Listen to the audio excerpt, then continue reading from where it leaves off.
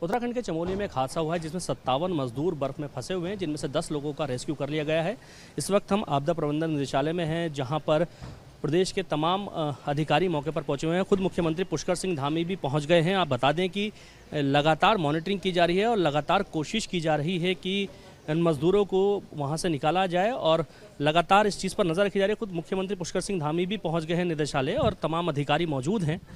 और इस वक्त आपदा प्रबंधन निदेशालय मुख्यमंत्री पहुंच चुके हैं और लगातार अधिकारियों से जानकारी ले रहे हैं। आपको बता दें 57 मजदूर सुबह बर्फ में दब गए थे, जिन्हें बाहर निकालने की कोशिश की जा रही है, जिनमें से लगभग 10 मजदूरों को फिलहाल बाहर निकाल दिया गया है, जैसी जानकारी सामने आई है।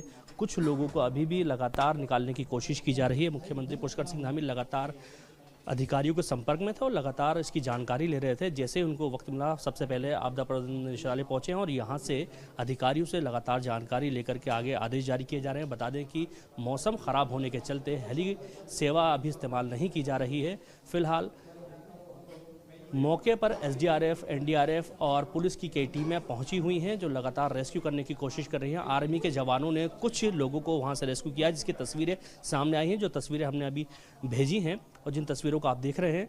बता दें कि इस पूरे इलाके में बर्फ़ इतनी ज़्यादा है कि वहाँ चल पाना भी मुश्किल हो रहा है और लगभग 2 से 3 फीट ऊँची बर्फ़ है, क्योंकि रास्ता बेहद ख़राब है। रेस्क्यू करने में इसलिए लगातार दिक्कत आ रही है।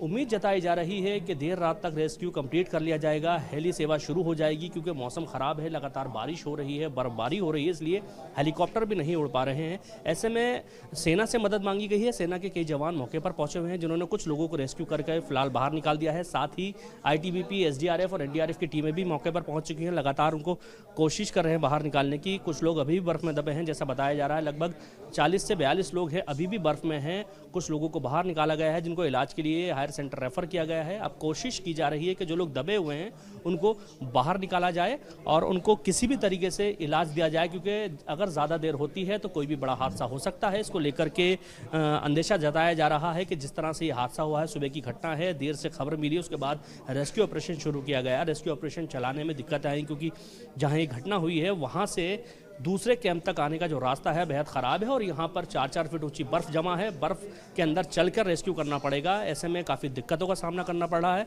फिलहाल उत्तराखंड प्रशासन लगातार कोशिश कर रहा है किसी भी तरीके से इन दबे हुए मजदूरों को बाहर निकाला जाए और इनको इलाज के लिए देहरादून या फिर अन्य जगहों पर भेजा जाए।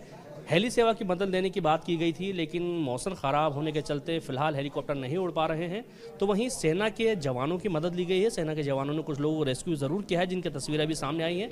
अब देखना ये होगा कि प्रशासन किस तरह से इन तमाम बचे हुए मजदूरों को बाहर निकालता है और किस तरह से इनको इलाज दिया जाता है। Danish Khan, ABP live, Uttarakhand.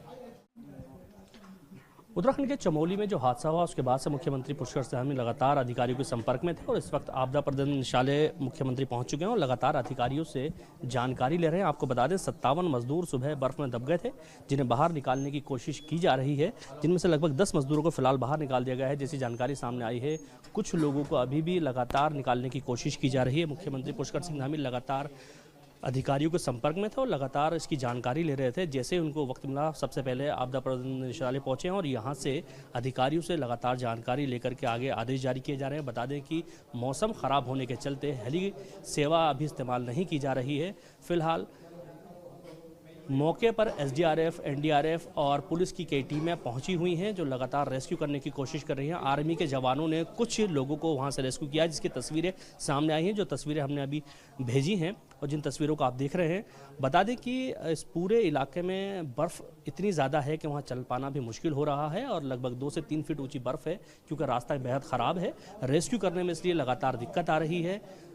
उम्मीद जताई जा रही है कि देर रात तक रेस्क्यू कंप्लीट कर लिया जाएगा, हेली सेवा शुरू हो जाएगी, क्योंकि मौसम ख़राब है, लगातार बारिश हो रही है, बर्फबारी हो रही है, इसलिए हेलीकॉप्टर भी नहीं उड़ पा रहे हैं। ऐसे में सेना से मदद मांगी गई है। सेना के कई जवान मौके पर पहुंचे हुए हैं, जिन्होंने कुछ लोगों को रेस्क्यू करके फिलहाल बाहर निकाल दिया है। साथ ही आईटीबीपी, एसडीआरएफ और एनडीआरएफ की टीमें भी मौके पर पहुंच चुकी हैं, लगातार उनको कोशिश कर रहे हैं बाहर निकालने की। कुछ लोग अभी भी बर्फ़ में दबे हैं, जैसा बताया जा रहा है। लगभग 40 से 42 लोग हैं, अभी भी बर्फ़ में हैं। कुछ लोगों को बाहर निकाला गया है, जिनको इलाज के लिए हायर सेंटर रेफर किया गया है। अब कोशिश की जा रही है कि जो लोग दबे हुए हैं उनको बाहर निकाला जाए और उनको किसी भी तरीके से इलाज दिया जाए, क्योंकि अगर ज़्यादा देर होती है तो कोई भी बड़ा हादसा हो सकता है। इसको लेकर के अंदेशा जताया जा रहा है कि जिस तरह से ये हादसा हुआ है, सुबह की घटना है, देर से खबर मिली, उसके बाद रेस्क्यू ऑपरेशन शुरू किया गया। रेस्क्यू ऑपरेशन चलाने में दिक्कत आई क्योंकि जहाँ ये घटना हुई है वहाँ से दूसरे कैंप तक आने का जो रास्ता है बेहद ख़राब है और यहाँ पर 4-4 फीट ऊंची बर्फ़ जमा है। बर्फ़ के अंदर चलकर रेस्क्यू करना पड़ेगा। ऐसे में काफ़ी दिक्कतों का सामना करना पड़ रहा है।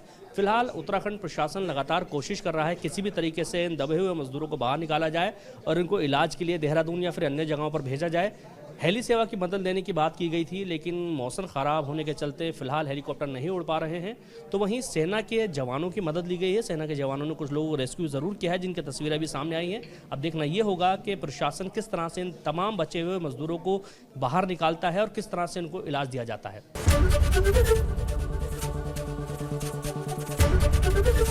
ABP गंगा, खबर आपकी, जुबान आपकी।